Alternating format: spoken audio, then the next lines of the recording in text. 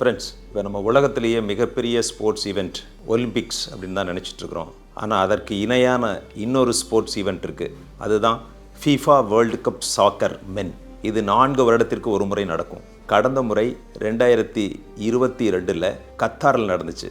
அந்த கத்தாரில் Argentina win பண்ணுச்சு. உங்களுக்கு ஃபுட்பால் அப்படின்னு சொன்னாலே ஒரு சில கண்ட்ரீஸ் தான் நினைவுக்கு வரும். England, Brazil, Argentina, Germany, Uruguay, Italy. இந்த வேர்ல்டு கப் அப்படிங்கிற ஒரு கான்செப்ட் வந்ததே 1930. முதலாக இந்த ஃபுட்பால் 1908 ஒலிம்பிக்ஸ் லண்டனில் நடந்தப்போ இன்ட்ரடியூஸ் பண்ணினாங்க. இந்த ஒலிம்பிக்ஸில் பார்ட்டிசிபேட் பண்ணுறவங்க அமெச்சூர் ஃபுட்பாலர்ஸ்.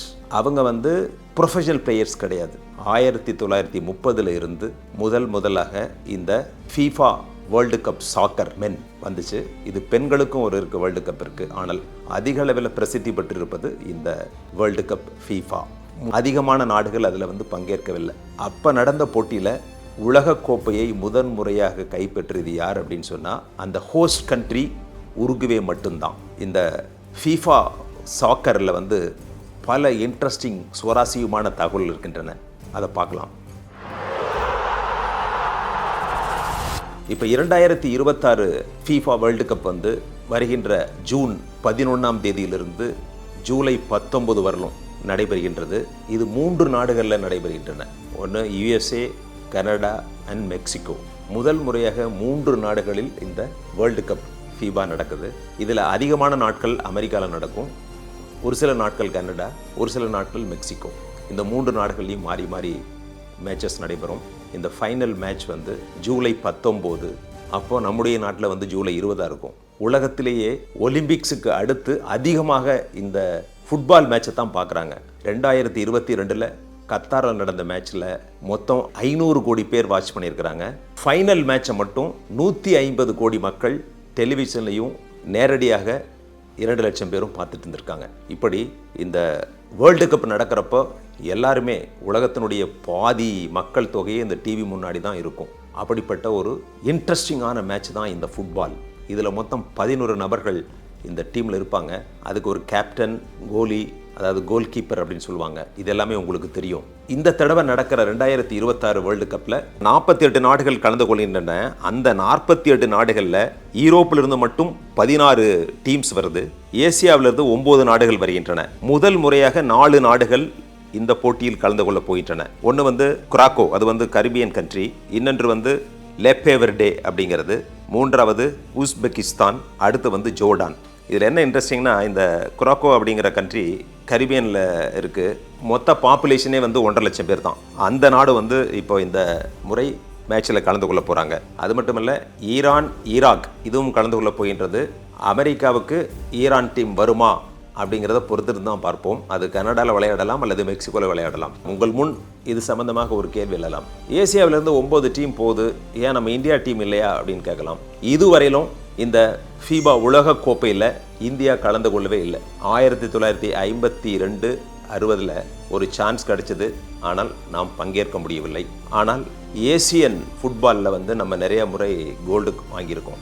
ஏசிய உலக ஃபுட்பால் கோப்பையை நாம் வென்றிருக்கின்றோம். ஆனால் உலக கோப்பையில் நாம் இதுவரை பங்கேற்கவே இல்லை என்பது ஒரு வருந்தத்தக்க விஷயம்தான். நம்மகிட்ட இவ்வளவு மக்கள் தொகை இருந்தும் 1.5 லட்சம் மக்கள் தொகை கொண்ட அந்த சிறிய நாடு கூட இந்த தடவை பார்ட்டிசிபேட் பண்ணுது. ஆனால் நாம் கலந்து கொள்ள முடியவில்லை. வரும் காலங்களில் நிச்சயமாக நாம் கலந்து கொள்ள வேண்டும். அதற்கான முயற்சிகளை மேற்கொள்ள வேண்டும். இந்த ஃபுட்பாலில் நிறைய நீங்கள் பார்த்துருப்பீங்க. இதில் அதிகமான கோப்பையை வென்றவர்கள் யார் அப்படின்னு வர்றப்ப பிரேசில் நாடு தான் இதுவரையிலும் 5 முறை உலக கோப்பையை வென்றிருக்கின்றது. உங்களுக்கு ஃபுட்பால்னு சொன்னாலே நினைவுக்கு வருவது யார்? Messi, Ronaldo, பெலே. பெலே தான் இதுவரையிலும் இருந்த ஃபுட்பாலர்ஸ்லேயே தலை சிறந்த ஃபுட்பாலர். அவர் பிரேசில் டீமுக்காக விளையாண்டவர் தான். 17 வயசில் youngest player in the world cup football FIFA அப்படின்னு சொன்னால் இந்த பெலே மட்டும்தான். இவரை பிளாக் பேர்ல் அப்படின்னு சொல்லுவாங்க, கருப்பு முத்து அப்படின்னு சொல்லி. இவர் சின்ன பையனாக இருக்கிறப்போ சாதாரணமாக ஒரு சாக்ஸுக்குள்ளே துணி எல்லாத்தையும் போட்டுட்டு அதை ஒரு ஃபுட்பால் மாதிரி வச்சு விளையாண்டுட்டு இருந்தாங்க. இப்படி ஒரு ஏழ்மை குடும்பத்திலிருந்து வந்தவர் தான் அந்த பெலே. அவர் அமெரிக்காவிற்கே அந்த ஃபுட்பாலை அறிமுகப்படுத்தினார். அமெரிக்கா கேட்டுக்கொண்டதற்கெனங்க இவர் அமெரிக்காவில் போய் ஃபுட்பாலை விளையாண்டு அமெரிக்காவினுடைய அந்த சாக்கர் அப்படிங்கிற கேமையை பிரபலப்படுத்தியவர் இந்த பெலே. இவர் 82 வயதில் இறந்து விட்டார். இந்த பெலே 3 முறை அவர் மட்டும் உலக கோப்பையை வென்றிருக்கின்றார்.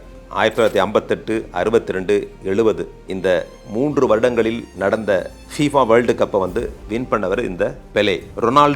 ரொனால்டின்ஹோ அப்படிங்கிற 2 பேருமே தலை சிறந்த பிரேசில் வீரர்கள், இன்னொருமே தலை சிறந்த வீரர்கள். இந்த பெலேவை பத்தி சொல்ல வேணும்னா ஹேட்ரிக்னு சொல்லுவாங்க. ஹேட்ரிக் அப்படின்னா ஒரே ஒரு அந்த கேம்ல தொடர்ந்து 3 கோல்களை அடிப்பது. இவர் விளையாடிய எல்லா ஃபுட்பால் மேட்சஸ்லையும் 92 முறை ஹேட்ரிக் அடித்தவர் இந்த பெலே. ஜெர்மனி இட்டாலியும் 4 முறை இந்த உலக கோப்பையை வென்றிருக்கிறது. அதற்கு அடுத்தபடியாக பிரான்ஸும் உருகுவேயும் 2 முறை பண்ணியிருக்காங்க. கடந்த முறை மட்டும்தான் அர்ஜென்டினா 2022 கத்தாரில் நடந்ததில் உலக கோப்பையை வென்றிருக்கிறது. அதில் இருக்கிற ஒரு சில வீரர்கள் மிக சிறப்பாக விளையாடுவார்கள். நீங்கள் பார்த்தீங்கன்னா தலையில் கோல் போடுறது, அடுத்து வந்து செஸ்டில் வந்து அதில் அடித்து கோல் போடுறது, அப்புறம் தை போர்ஷன் தொடை அதில் கிக் பண்ணி கோல் போடுறது, இப்படி பல்வேறு வியூகங்களை வந்து இவர்களெல்லாம் பின்பற்றினார்கள். அது மட்டும் இல்லை, இதில் இன்னொரு விஷயம், அதே மாதிரி 2006 மேட்ச்சில் வந்து பிரேசில் 7 கோல்களை போட்டுட்டு ஜெர்மனியை வந்து வீழ்த்தினார்கள். அப்போ ஜெர்மனி போட்ட கோல் வந்து ஒரே ஒரு கோல் தான். 7-1ங்கிறதுல பிரேசில் வந்து ஒரு ஷாக்கிங் டிஃபீட்டை வந்து ஜெர்மனிக்கு கொடுத்தாங்க. அதே மாதிரி 1950 ஜெர்சின்னு சொல்லக்கூடிய ட்ரெஸ்ஸையே மாற்றிட்டாங்க. 2022 மேட்சை பொறுத்தளவில் அர்ஜென்டினா வந்து எப்படி வின் பண்ணாங்கன்னா பெனால்டி கோல்ஸில் வின் பண்ணாங்க. மொத்தம் 3 கோல்கள் போட்டாங்க. இந்த 2 டீமே அர்ஜென்டினா வெர்சஸ் பிரான்ஸ் நடந்த அந்த இறுதி போட்டியில் இருவரும் 3 கோல்ஸ் போட்டார்கள். அந்த சமமான கோல்ஸ் இருந்ததுனால மறுபடியும் எக்ஸ்ட்ரா டைம் கொடுத்தாங்க. அந்த எக்ஸ்ட்ரா டைம்லையும் யாரும் கோல் போட முடியல. அதனால பெனால்டி கிக்ஸ்னு கொடுப்பாங்க. அந்த பெனால்டி கிக்ஸில் அர்ஜென்டினா வென்று உலக கோப்பையை கைப்பற்றியது. ஃபீபா உலக கோப்பை அப்படிங்கிறது ஒரு மிகப்பெரிய பரிசை கொண்டுள்ளது. அந்த கோப்பை வந்து முதலாக 1930 இந்த கோப்பையை நிறுவிய ஜூல்ஸ் ரிமட் அப்படிங்கிறவர் தான் பிரசிடென்ட்டாக இருந்தார். அந்த ஃபர்ஸ்ட் 1930 நடந்த FIFA வேர்ல்டு கப் சாக்கருக்கு அவருடைய பெயரிலே இந்த கப்பு வந்து கொஞ்ச நாள் இருந்துச்சு. அதற்கு பின்பு அதை மாற்றி விட்டார்கள். இதனுடைய பரிசு தொகை எவ்வளோ தெரியுமா? அதை கேட்டிங்கன்னா நீங்கள் ஆச்சரியப்பட்டுருவீங்க. எவ்வளவு இருக்கும்னு நீங்கள் யூகம் பண்ணுறீங்க. இந்த பரிசு தொகை மட்டும் கிட்டத்தட்ட 8500 கோடி ரூபாய். இந்த உலக கோப்பையை வெல்கின்ற அணிக்கு கிடைக்கின்ற பணம் எவ்வளவு தெரியுமா? 450 கோடி ரூபாய். இந்த போட்டியில் பங்கு பெறுகின்ற அனைத்து அணிகளுக்கும் பரிசு உண்டு. மொத்தம் 3 மெடல். ஒன்று வந்து வின்னர், ரன்னர், அப்புறம் வந்து 3rd பிளேஸ். மற்றவர்களுக்கும் பரிசு உண்டு.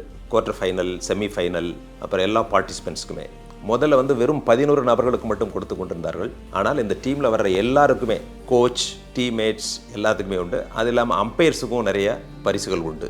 இதில் வந்து பெஸ்ட் பிளேயர், அதாவது வந்து இந்த பரிசு தொகை இல்லாமல் இவர்களுக்கு இன்னும் ஒரு சில அவார்ட்ஸ் உண்டு. அது என்னன்னு கேட்டிங்கன்னா, ஒன்று வந்து கோல்டன் பூட். யார் அதிகமான ஸ்கோர் அந்த மேட்ச்சில் பண்ணியிருக்காங்களோ அவங்களுக்கு வந்து இது கொடுப்பாங்க. அது தங்கத்தால் செய்த ஒரு பூட். அடுத்து கோல்டன் க்ளவ். அந்த க்ளவ் யாருக்கு வச்சுருப்பா? Goal keeper. அதனால் பெஸ்ட் கோல் கீப்பருக்கு வந்து அந்த கோல்டன் க்ளவ் கிடைக்கும். ஓவரால் பெஸ்ட் பிளேயருக்கு வந்து கோல்டன் பால். அப்புறம் FIFA யங் பிளேயர் அவார்டு ஒன்று இருக்குது. 21 வயசு கீழே விளையாண்டுட்டு இருக்க கலந்து கொண்டிருக்கின்ற விளையாட்டு வீரர்களுக்கு இந்த யங் பிளேயர் அவார்டு கொடுப்பாங்க. அப்புறம் இன்னொரு விஷயம் இருக்குது, FIFA ஃபேர் பிளே ட்ரோஃபி அப்படின்னு ஒன்று இருக்குது. எந்தெந்த team yellow card, red cards, foul game இதெல்லாம் இல்லாமல் விளையாடுறாங்களோ அவர்களுக்கு இந்த ட்ரோஃபி கொடுப்பாங்க. உங்களுக்கு தெரியும், எல்லோ கார்டு கொடுப்பாங்க. இப்போது எதிரணி வீரர் வந்து இவர் இடிச்சு தள்ளுறாரு அல்லது வேணுனே காலை உள்ளே விட்டார் அப்படின்னு சொன்னால் ஒரு எல்லோ கார்டு கிடைக்கும். இன்னொரு எல்லோ கார்டு கொடுத்தாங்கன்னா அந்த மேட்ச்சை விட்டே நிறுத்திடுவாங்க, அந்த மேட்ச்சில் பங்கு கொள்ளக்கூடாதுன்ட்டு.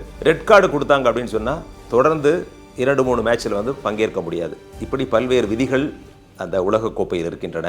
11ஆம் தேதி தொடங்க போகின்ற இந்த FIFA வேர்ல்டு கப் சாக்கரை நீங்கள் கண்டு மகிழலாம். இவ்வளவு பெரிய அந்த FIFA வேர்ல்டு கப் சாக்கரில் பல கான்ட்ரோவர்சி வந்திருக்கு. இதை ஸ்பான்சர் பண்ணுறவங்க, இதனுடைய அஃபீஷியல்ஸ், இவங்க மேலெல்லாம் வழக்கு போட்டிருக்கிறாங்க. ஏன்னா இந்த ஸ்பான்சர்ஷிப், இந்த டிவிக்கு வந்து ப்ராட்காஸ்டிங், டெலிகாஸ்டிங் ரைட்ஸ் எல்லாம் கொடுக்குறப்ப நிறைய ஊழல் பண்ணதாக சொல்லி ஃபெடரல் பியூரோ ஆஃப் இன்வெஸ்டிகேஷன் விசாரணை செய்து பல நபர்களை கைது செய்திருக்கிறது. இப்படி இந்த ஊழல் பெருச்சாளிகள் எல்லா இடங்களிலும் இருக்கின்றார்கள். அது வந்து ஸ்போர்ட்ஸாக இருந்தாலும் சரி, அல்லது ஒரு அட்மினிஸ்ட்ரேஷனாக இருந்தாலும் சரி, அல்லது மக்களுக்கு செல்கின்ற காரியங்களாக இருந்தாலும் சரி, இந்த ஊழல் பெருச்சாளிகள் தலை தூக்கி விடுகின்றன. இதை முற்றிலும் ஒழித்தால்தான் மனித சமுதாயம் நன்றாக இருக்கும்.